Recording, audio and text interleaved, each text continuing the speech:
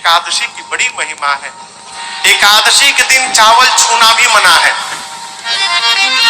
लेकिन हमारे आपके बगल में एक स्थान है, धाम है, श्री जगन्नाथ धाम, जगन्नाथपुरी, जहां एकादशी के दिन भी जगन्नाथ भगवान को खिचड़ी का भोग लगाया जाता है।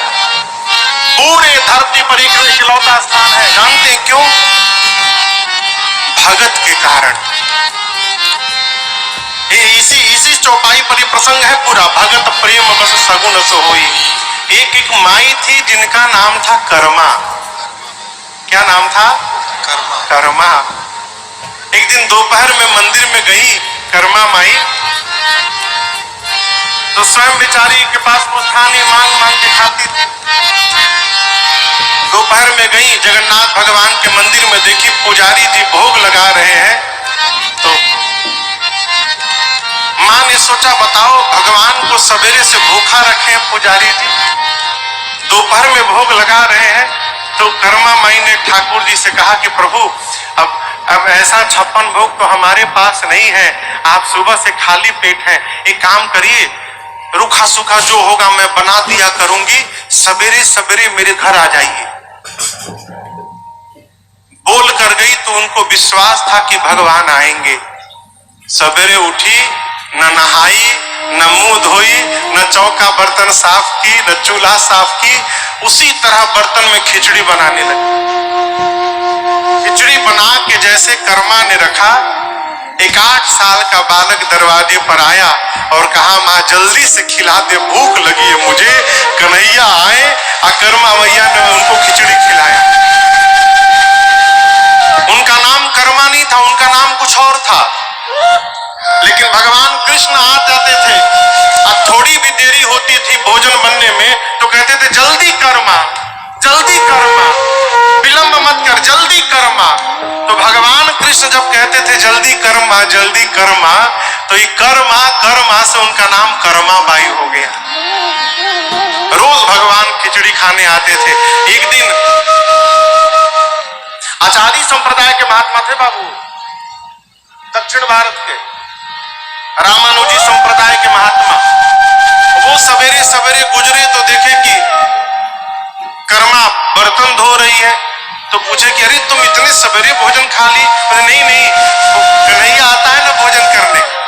तो बोले हाँ, इतनी बड़ी तुम भगत हो कि तुम्हारे यहाँ भगवान 56 भोग छोड़ के खिचड़ी खाने आएंगे। तो बोले ऐसे ऐसे तो भोजन करा देती है। तो बोली कैसे करना चाहिए? बोले तुम नहाई हो, पहले खुद स्नान करो, स्नान करने के बाद चौका बर्तन साफ करो, शुचिता लाओ, साफ आंगन साफ करो, स्नान करो, उसके बाद पवित्रता पूर्वक प्रणाम करके भोजन बनाओ, तब भगवान को भोग लगाओ। अब अगले दिन टाइम से भगवान आए तो देखे कर्मा जी अभी झाड़ू लगा रही है। फिर भगवान चले गए, चलो आधे घंटे बाद आऊंगा, अभी देरी है। फिर आधे घंटा बाद पहुंचे तो देखिए स्नान करके आई है, फिर चले गए। ऐसे 4-5 बार भगवान आए गए, अंत में आए तो खिचड़ी बनी मिली। जल्दी जल्दी भगवान गरम गरम खिचड़ी खा रहे थे, तब तक मंदिर में भोग लगने का टाइम हो गया। जब वहां भोग की घंटी बजी तो भगवान छोड़ के अब भागे मंदिर में। पुजारी जी जब मंदिर का पट खोले भोग लगाने के लिए तो देखते हैं जगन्नाथ भगवान के मुख में और उनके दाहिने हाथ में खिचड़ी लगा हुआ है विग्रह में। पुजारी जी बोले प्रभु ये 56 भोग छोड़ के कहां कहां घूम के पा रहे हैं खिचड़ी? ठाकुर जी ने कहा कि मैं कर्मा बाई के यहाँ भोजन करने जाता हूं और उस महात्मा से बोलो कि जाकर जो ज्ञान उपदेश दिया है उस ज्ञान उपदेश को वापस ले पहले मेरी माई से। सारा नियम बिगाड़ दिया मेरा। वो जैसे भोग लगाती है वही उसकी असली विधि है। पुजारी जी को उन संत को बुलाया गया। पुजारियों ने कहा ठाकुर जी की आज्ञा है, आपने जाकर क्यों कहा कर्मा बाई से? जाकर उनसे वापस कहिए कि जैसे भोग लगाती थी वैसे भोग लगाएं। महात्मा गए, कर्मा बाई के पास जाकर बोले, देखो कर्मा, तुम एक काम करो, तुम जैसे लगाती थी तुम वैसे ही लगाया करो। कर्मा बाई बहुत प्रसन्न हुई, बोली आपने बड़ी समस्या समाप्त कर दी, आज मेरे कन्हैया को विलंब हो गया, कल से टाइम से भोग लगाऊंगी।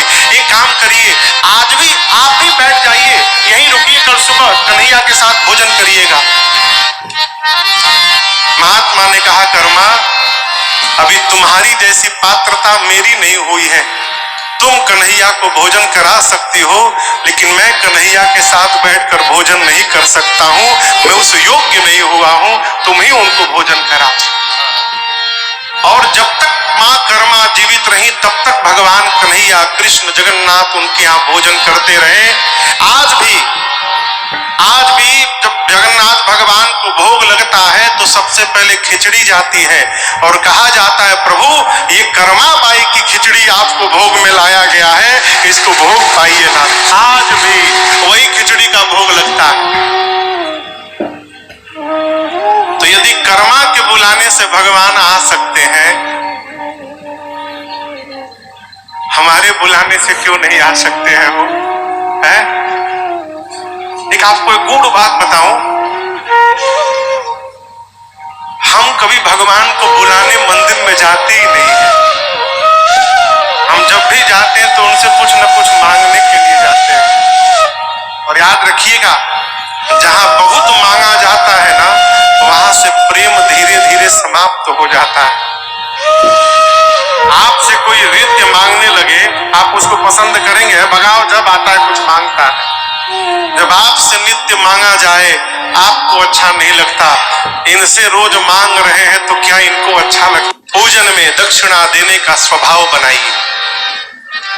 कई लोग कहते हैं महाराज एक ही जगह रखवा लिया करिए,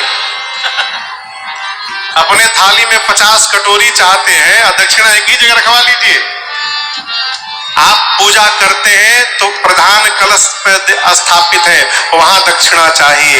नवग्रह है वहां दक्षिणा चाहिए। खोड़स मातृका है वहां दक्षिणा चाहिए। गौरी गणपति का आवाहन करते हैं वहां दक्षिणा चाहिए। लोग समझते पंडित जी सिस्टम बना के रखे जितना आ जाओ, ये सिस्टम नहीं है, ये वेद भगवान की आज्ञा है। ब्राह्मण देवताओं को महाराज ने दक्षिणा दी। चूड़ाकरण के बाद बच्चे बड़े भय हैं, कुमार अवस्था में पहुंचे। कुमार अवस्था में पहुंचने के बाद भाइयों का यज्ञोपवीत संस्कार भया। यहां यज्ञोपवीत होता है? होता है? नहीं होता है।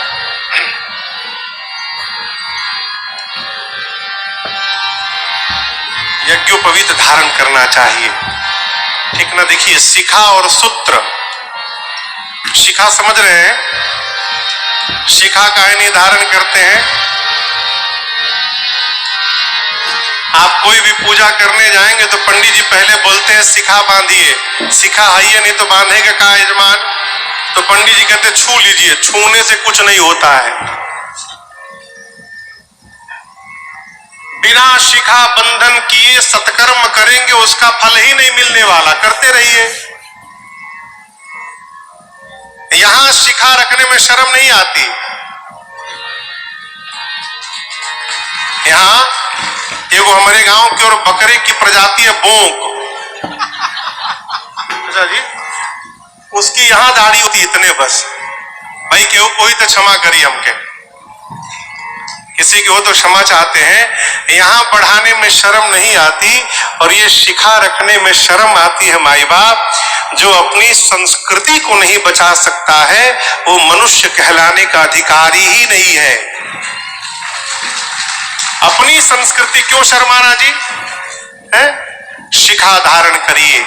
शिखा और सूत्र चारों भाइयों का यज्ञोपवीत भया और यज्ञोपवीत के बाद दर्शन के बाद जातक बच्चे मनुष्य वेद भगवान को वेद पढ़ने का अधिकार प्राप्त करता है। ये बात समझ में आ रही है? बिना कंधे पर यज्ञोपवीत धारण करने किए बिना वेद पढ़ना निषेध है, मना है साहब, बोल नहीं सकते। इसलिए यज्ञोपवीत भया और यज्ञोपवीत के बाद भगवान पढ़ने गए गुरुकुल में। वेद पुराण की कथाओं को सुने, पढ़े। पहले अपने सुनते थे, बाद में भाइयों को सुना के समझाते थे। आप कहीं अनुजन समझाए। इसके साथ साथ भगवान संस्कार की पढ़ाई पढ़े। क्षमा करिएगा, आज की जो प्रणाली है, शिक्षा प्रणाली, यहाँ संस्कार तो भगवान मालिक है।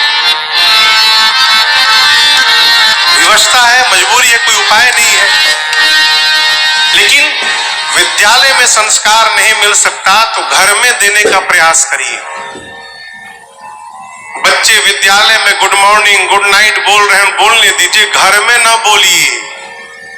मेरी प्रार्थना है आपसे, है? इसका सहज उदाहरण मैं आपको दूं। जानते, पहले जब रामायण आता था ना रामानंद सागर जी का, तो मैं छोटा था, जब पहली बार आया था, मेरी छोटी अवस्था थी, तो एक दृश्य देखने में बड़ा मजा आता था। सही बतावे, कौन सा दृश्य? जब युद्ध चलता था तो इधर से बाण छोड़ते थे और उधर से बाण, टो टो टो टो टो करते करते दोनों बाण आता था, ऐसे लड़ता था और रावण वाला बाण समाप्त हो जाता था। राम जी का बाण रावण का बाण काट देता था। चाचा जी, तो वो अब उस समय तो बालपन में बड़ा अच्छा लगता था देखने में। यदि आपने अपने पिताजी को गुड मॉर्निंग बोला तो पिताजी क्या बोलेंगे? बोलिए बोलिए, गुड मॉर्निंग। आपने गुड मॉर्निंग छोड़ा, उधर से पिताजी ने गुड मॉर्निंग छोड़ा, दोनों गुड मॉर्निंग कट गया। यदि आप अपने पिताजी को प्रणाम बोलेंगे तो क्या आपके पिताजी आपको प्रणाम बोलेंगे? नहीं, फिर आपके पिताजी आपको आशीर्वाद देंगे और ये आशीर्वाद कभी कटने वाला नहीं है। इसलिए ये जो पाश्चात्य संस्कृति प्रभावी हो रही है, इसको रोकिए जितना हो सके। घर में जितना हो सके हिंदी बोलने का प्रयास करिए। आजकल लोगों को हिंदी बोलने में शर्म आती है। हिंदी मातृभाषा है और जो अपनी जन्मभूमि पर और अपनी मातृबोली पर, देखिए दुनिया का आदमी कोई भाषा बोल दे, लेकिन आदमी जब रोता है तो अपनी मातृभाषा में रोता है। बंगाली आदमी यदि कितनों अंग्रेजी झाड़े, रोएगा तो माँ को ही बोलेगा। बिहार का आदमी कितनों उड़िया बोले, अंग्रेजी बोले, रोएगा तो माई रे ही बोलेगा। जब आदमी विपत्ति में आता है तो अपनी माँ की शरण में जाता है। इसलिए विवेकी पुरुष को जीवन भर अपनी माँ का सम्मान और आदर करना चाहिए। अपनी भाषा पर गर्व करिए, हिंदी पर। भगवान के ये पापी मरने वाले नहीं है। भगवान तो अवतार ले ही चुके हैं, बड़े भी हो गए होंगे, अवसर आ गया है। क्यों न चल के अब भगवान को ही लेकर आया जाए और प्रभु इन पापियों से मुक्ति दिलाएंगे। मन में बात आई और विश्वामित्र जी चल पड़े। अब यहाँ एक मैं बड़ी सूक्ष्म बात आपसे निवेदन करूं। देखिए, जीवन में आनंद लेने का स्वभाव बनाया जाए। यदि आपके स्वभाव में प्रसन्न रहने का गुण आ गया माई बाप, आप हर समय प्रसन्न रहेंगे। और स्वभाव में यदि रोने की बात आ गई तो बैकुंठ में भी आदमी रोता हुआ ही मिलेगा। चला जी, ये स्वभाव देखिए, आप दर्शन करिए। विश्वामित्र जी जा रहे कहा अयोध्या भगवान को लाने, स्वभाव है आनंद में आने का। चिंतन कर लिए, अरे क्या अद्भुत बात है, भगवान को लाने जाऊंगा और लाने से पहले भगवान के श्री चरणों का दर्शन प्राप्त हो जाएगा, आनंद ही आनंद हो जाएगा। एहू मिस देखो पद जाए, कम से कम इस बहाने तो भगवान के चरणों का दर्शन मिलेगा। करी विनती आनो दो भाई, विनती करके दोनों भाइयों को मांग कर लाऊंगा। किसी से कुछ प्राप्त करना हो तो विनम्र बनना पड़ेगा। गुंडागर्दी करके कुछ नहीं लिया जा सकता है? विश्वामित्र जी पहुंचे, जाकर सरयू जी में स्नान किया है। स्नान करके विश्वामित्र जी चक्रवर्ती दशरथ जी के दरबार के द्वार पर पहुंचे। गए भूप दरबार। दशरथ जी को सूचना मिली, महाराज तुरंत दौड़ कर गए, जाकर चरणों में दंडवत किए हैं। इन चौपाइयों को दर्शन करिए। मुनि आगमन